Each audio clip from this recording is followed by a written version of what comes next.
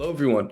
Welcome back to Inside Interviews, an online podcast series hosted by the Rooted Futures organization, where we discuss business and career advice with industry experts. My name is Samuel Lacote, Global President at Rooted Futures, and joining me today as a moderator is Colton Leonard, who is our Director of Operations. For today's episode, we're grateful to be joined by Oban Rapsey, founder of Clippy, a premium clipping agency that transforms long-form content into short viral clips designed for TikTok, Instagram Reels, and YouTube Shorts. In an era where short-form content drives discovery and attention, Oban frontiers the development of tools that help creators scale their reach about large teams, budgets, or editing experience, enabling Clippy's top users to generate over 1 billion views.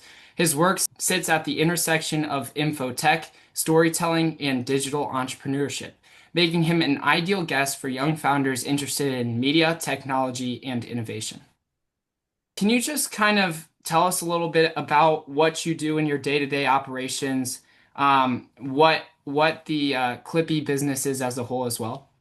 Yeah, totally. So I'm happy to jump on this and I look forward to telling you guys a little bit more and hopefully helping some people out. So yeah, I'll go a little bit into what Clippy is. So if you think about clipping, you number one, obviously think about streamers. I think that's huge for the younger audience. And there's not much that differentiates us in our process from clipping streamers to clipping brands. So basically, what we do is we take a client, so whether that's a brand, a startup, whatever. A, they have existing content, that's great. But B, we can take existing content on the internet and spin it up to kind of sell their brand in a way.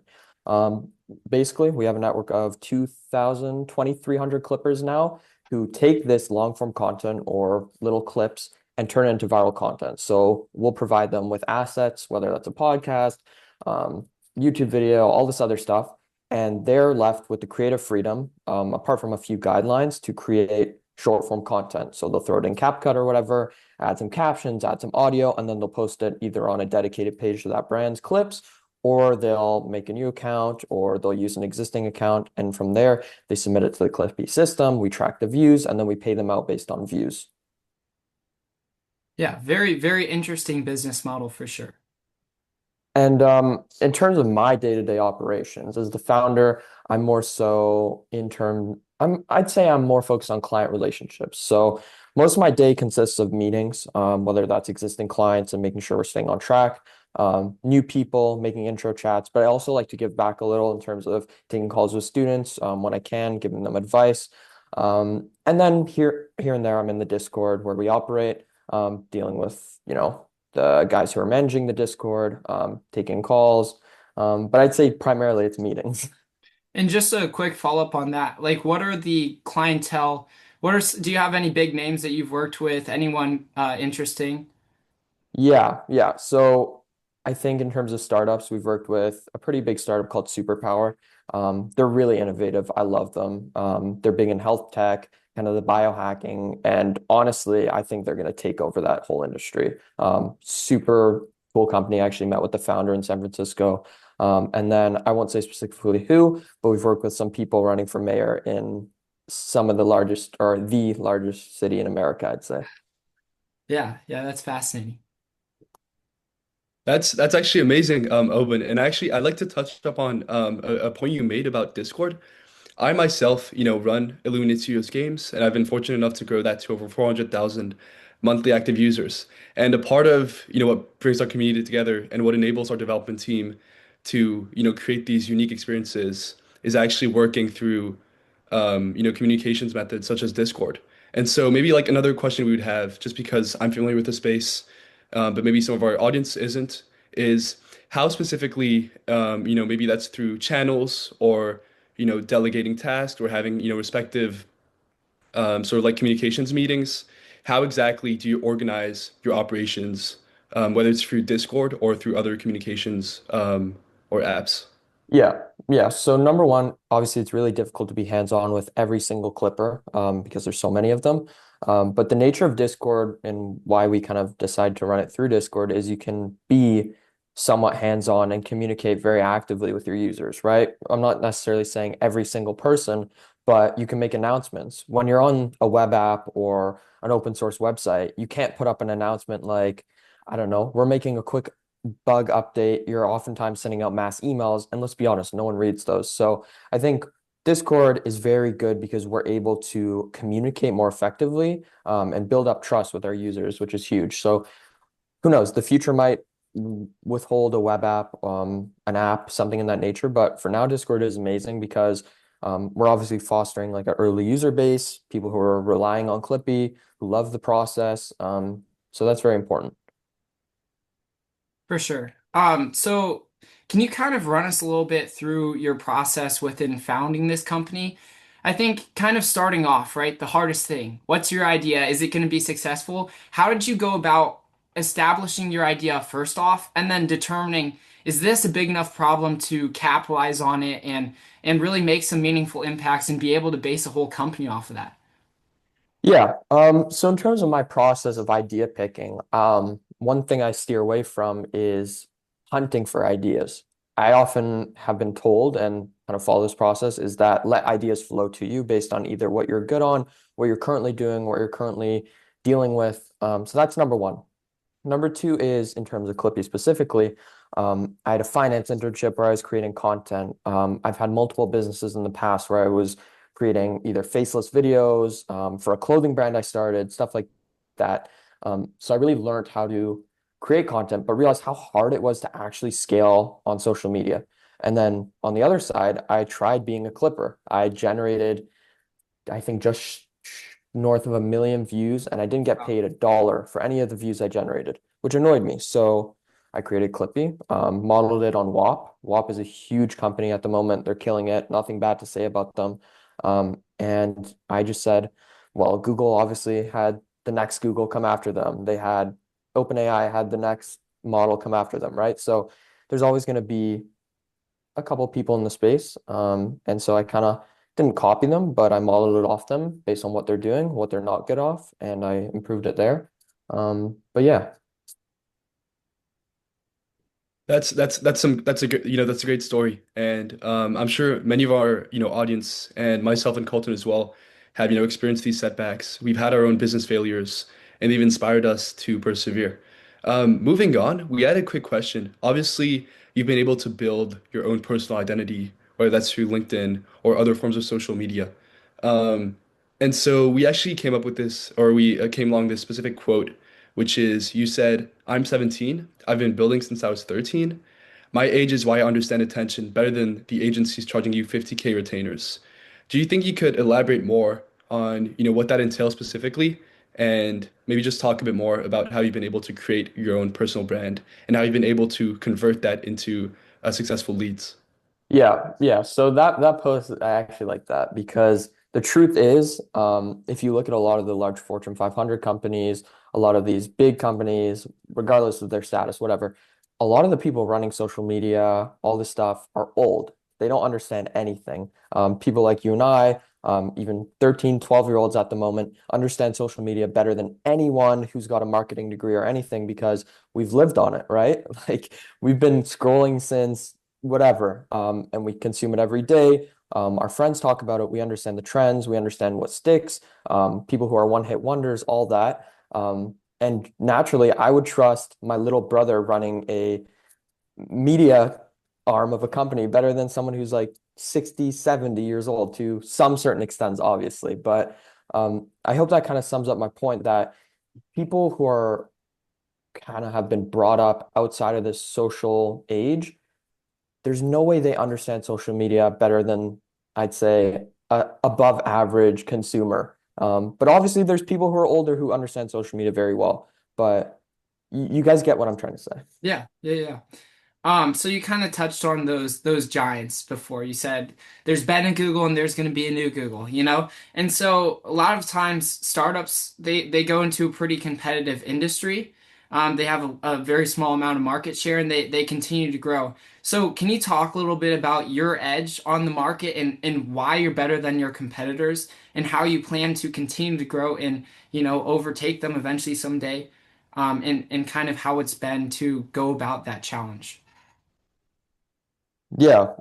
So the space really took off. There's a lot of competitors, a lot of people launching clipping agencies. And in all honesty, I think it's just one of these becoming one of these buzzwords, right? When crypto was huge, everyone was trading crypto, everyone was doing whatever. I think people love clipping and people see it as a quick cash grab, but they're not necessarily qualified. I've seen people just enter the space because it's cool. I want to clip, I want to do this. They have no know-how in the industry. Ultimately, they quit after a couple of days, as a specific example. And then I think that's A, right? People are in it for the cash grab, not in it for the long term and see it as an agency. I see Clippy as turning into more of a startup, right? Right now, we're gathering case studies, we're gathering users, we're gathering attention. Ultimately, when we launch our kind of startup with deeper tech and all this stuff, that's where we really stand out from all these clipping agencies and these people who are just kind of focused on, I want to get the next client, I want to get the next client, and I want to make 10 grand this month, right? Our sole focus right now is gathering proof of concept, reliable users, and once we launch deeper technology and deeper infrastructure to the public market and we're pushing it wider, that's when we really stand out. But in all honesty, right now, what truly, I guess you could say, sets Clippy apart is me as a founder. I've spoken to a lot of other people running these agencies, stuff like that, and you'll see when Clippy launches deeper technology, that's when we're really going to excel. I hope to one day. We'll see you on the news and we'll be like, that guy was on Rooted Futures. I believe in the vision there. Yeah, yeah, That's no, that's great. And obviously we love to have founders that talk about, conviction in their ideas. And that's definitely, a trait that we think is can be extremely useful for you in the future, years ahead. So quick question. You talked about, this, sort of like technical, depth, right? Um, and as we know, viral content lives and dies by, performance data. I'm sure you have, many different metrics that you track to sort of evaluate, different types of, media, different types of contents, different strategies. Um, Obviously, like, we don't want to go too technical, but is there like anything you can sort of like share to maybe some of our audience that are unfamiliar with the space? How do you sort of like what sort of metrics do you track? What do you look for? How do you know when to give up on a strategy and when to pivot? And how do you know when, a strategy is going to be successful? And what are the sort of steps you take, to create this niche and to have these blueprints for success? yeah. Okay, so I think the best place to start is by A/B testing a bunch of different content formats. It's what we do for our clients. So whether that's different styles of recording, different edits, stuff like that, and really throwing things at the wall, because I guarantee you one thing will eventually work. And when that one thing works, you boom, zone in on that and scale that kind of version. In terms of metrics, I'd say having very solid engagement on videos, right? If you have this community of people that are consistently commenting on your videos, engaging with the content, that's huge because it shows that you're posting quality content that people actually can resonate with. And B, it's obviously very good for your algorithms and your future posting, stuff like that. So there's not specific metrics. Obviously, Clippy is kind of view focused. And obviously we love conversions, right? But at the moment, it's quite hard to track those. Hence why Clippy infrastructure and deeper technology is coming very soon. That's great. And we run A/B testing with our game development ads as well. So that's definitely something, that's pretty common, whether it's through, social media, but also just advertising in general. Another quick question, follow-up question I would have is you guys' business model. Can you touch more on that? Obviously, you're sort of like a middleman that empowers these clippers to sort of like, be creative and, do their own edits, right? Can you talk a bit about like your business model and how that sort of operates so that our audience can get a clear insight into how you guys are successful? Yeah, yeah. So like you said, we are a marketplace. We connect brands with clippers pretty much. So how we make money is we take a certain percentage on top of every client's budget. So if like this person has $10,000 they want to put towards clipping, we'll take a certain percent on top or within the budget, depending on the client's preferences. Um, Very straightforward. We're not charging retainers or anything. And obviously, the big key kind of attractive thing about the Clippy model is you only pay for results, right? That's why we operate on the CPM basis. Clippers are incentivized to produce viral content because they get paid more when they get more views. So clients, if you're listening to this, if you get 0 views, it doesn't cost you $1. So that's kind of the beauty of Clippy is that we run on performance-based model. And then obviously the A/B testing kind of ties back into this because we're A/B testing things, and if things aren't working, doesn't matter because it's not costing you. And when they start working, then it costs you money, but obviously then you're seeing results. Yeah, that's great. And I think just a quick follow-up, like touching onto this is obviously being performance-based is great because it incentivizes, your team to produce the best quality content. And it's also great because it doesn't put the customer at risk. But there is, however, a short downside, which could be that obviously, as a company, if you don't achieve results and you don't achieve metrics, you don't get paid. So how do you navigate through that, especially, maybe like in your early days as you were starting off? How did you persevere through, let's say you run like a campaign, right? And you don't, achieve many views. How do you keep on going without getting that initial capital that you could have had if you played it safe and just did a regular, retainer type Yeah. payment model?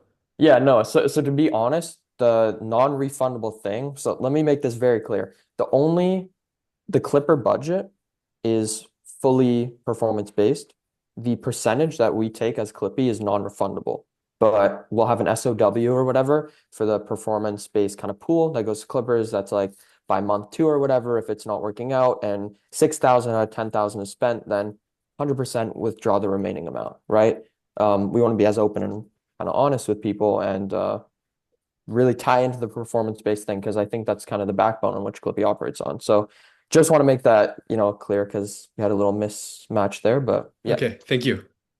Thank no, you for no, clarifying that. And no then, worries. you just talked about this trust, right? Do you think, building trust and being, young and having experienced social media firsthand is something that has set you apart from other competitors? Because obviously many of these competitors, that do, clipping like Creo AI, right, are also, led by younger peers. Do you think that's something with like within the younger niche helps you guys stand out from other institutional PR firms or, media firms? Or do you think it's just you being creative, as you said, and being your own person, that, sort of help you out? And maybe just like in general, could you touch on like the competitive landscape, and more on like how being, obviously like super transparent with your customers, has helped you out or not, throughout this process? Yeah, yeah. So number one, Creo's killing it. I love that company. They're awesome. B, I read a book by Ray Dalio, and I usually write about this sometimes in posts, like radical truth and radical transparency. And I believe that's very important because like being an open book to some extent is very good. Um, so that's just a quick quote or whatever you want to call it. And then the next thing is competitive landscape, and why like Creo and Clippy and people like this are doing well is ultimately ties back to what I said before is youth and the advantage that we have. A, obviously we're super hungry and super driven. But B, we know the space better than anyone, right? Like ties back to what I said earlier. Two 45-year-old guys launch a clipping company with no know-how on social media just because they want to make money because they saw it on TikTok or whatever. Ultimately, me and someone else who's 17 will have an immediate advantage over them just because we consume it on the daily. Like doom scrolling should be a good thing. I want to bring that back. People should doom scroll because if you're using it to the right kind of power, doom scrolling is very powerful. Yeah, of course. So heading into our next question, are there some common traits that you see within a viral video? For example, I know you do a lot of A/B testing. Is there something that stands out, whether it be controversy or what have you seen? Yeah, yeah. So I think it's a good balance of kind of shock value and controversy to a certain extent, but also tagged with, especially for a brand, you see a lot of UGC campaigns killing it without hard selling your product. So if it comes to a startup, if you're sitting at a camera, basically hard selling your product, buy my product, this, and that, it's not going to perform well. But if you tie in a kind of shock value controversy at the start, Hmm. and ultimately soft sell or slowly bring your product into the picture, it'll generally perform very well. And in terms of viral content, it completely varies per niche, right? Yeah. I couldn't break down every niche on the call right now, but what I've seen succeed a lot for startups currently is not hard selling your product and having a shock value plus soft sell midway through the video. Yeah. Yeah. Yeah. That's great. And maybe, moving on, we talked a bit about your LinkedIn presence. You did mention that you had, very enticing offers to sell the business and, you know, like get paid handsomely with some exceeding six figures. So, with that in mind, what was your rationale behind, rejecting the offer and doubling down with your business? And obviously, how did it influence your day to day? Yeah, yeah. So without kind of revealing too much, because I have good respect for the company, they're awesome, great people. Yeah, they offered a good sum of money. I think it was less so for Clippy because we were pretty early stages then, but more so for me.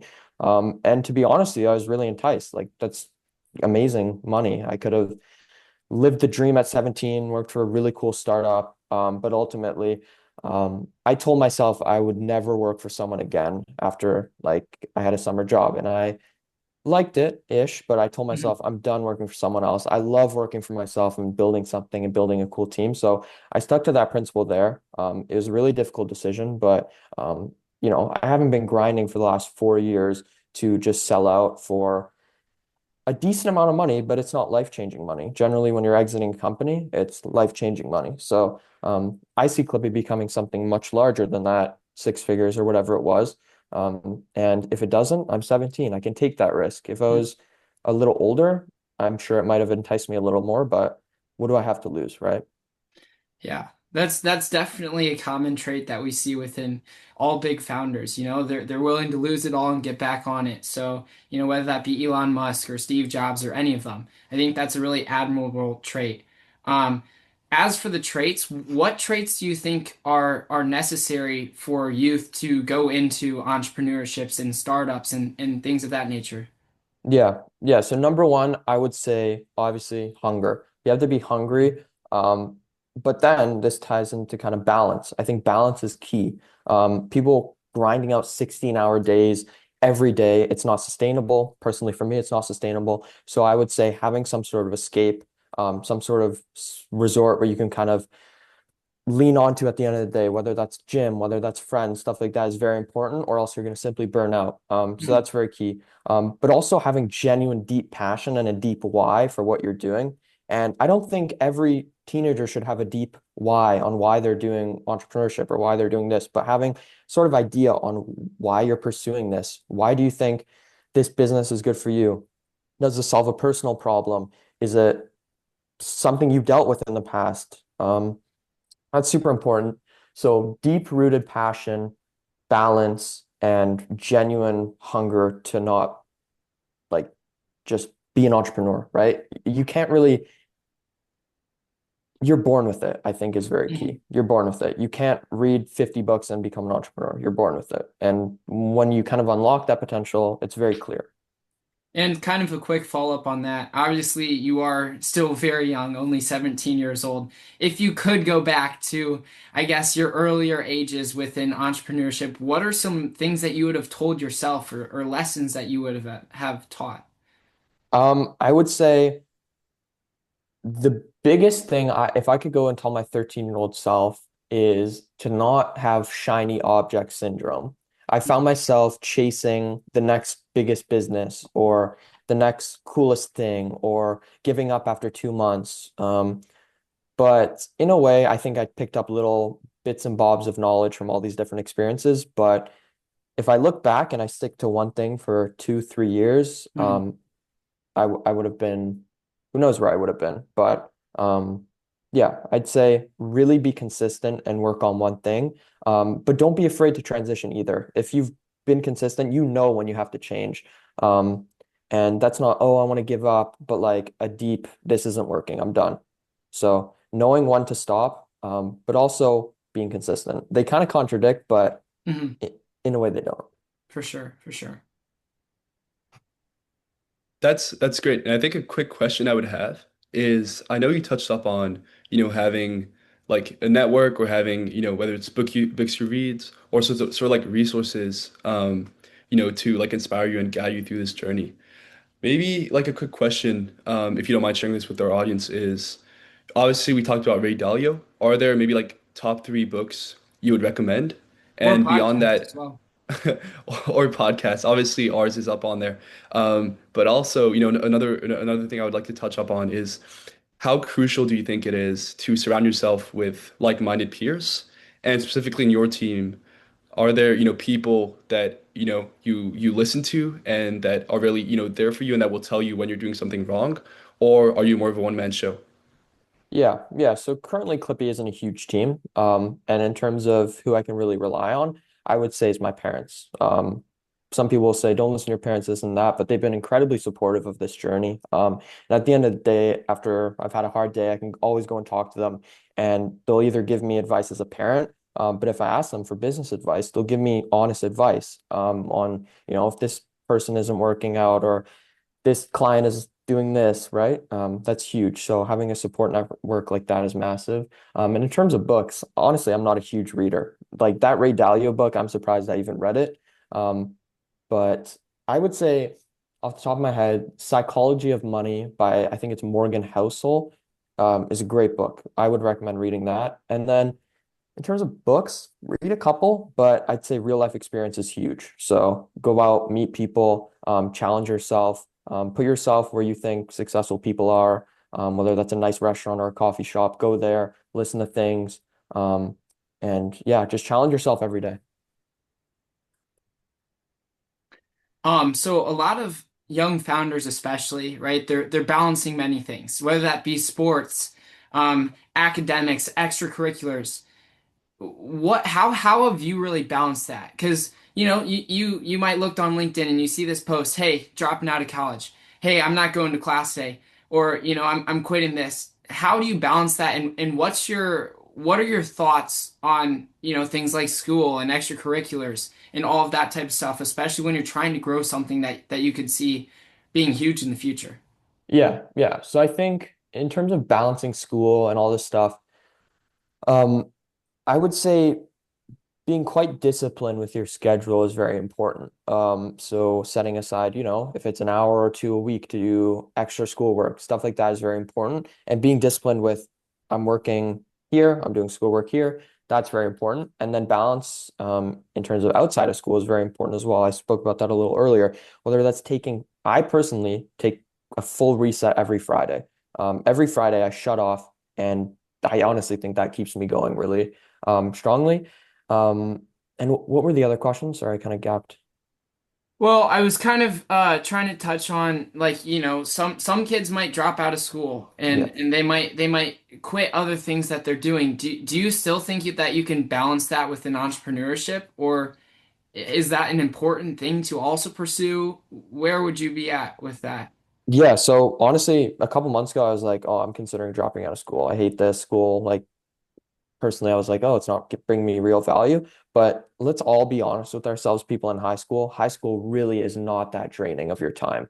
Hmm. Like, as much as, exams and tests are stressful, you can run a business alongside high school.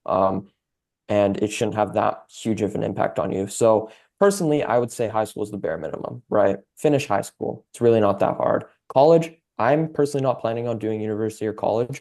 Um, so yeah, I mean, I think high school is the bare minimum. There's ways to work around it, whether that's online school, stuff like that. So I wouldn't drop out of high school. That's definitely good advice. And again, thank you for coming on to talk with us. Thank you for your advice. Colton, would you have any other questions? Um, I think that's about it. We once again appreciate your time. You're a very busy person, so the fact that you're willing to take some of your time and give it back to people that would love to learn from you. That means the world. So No, totally. Thank you guys for, bringing me on. It was awesome.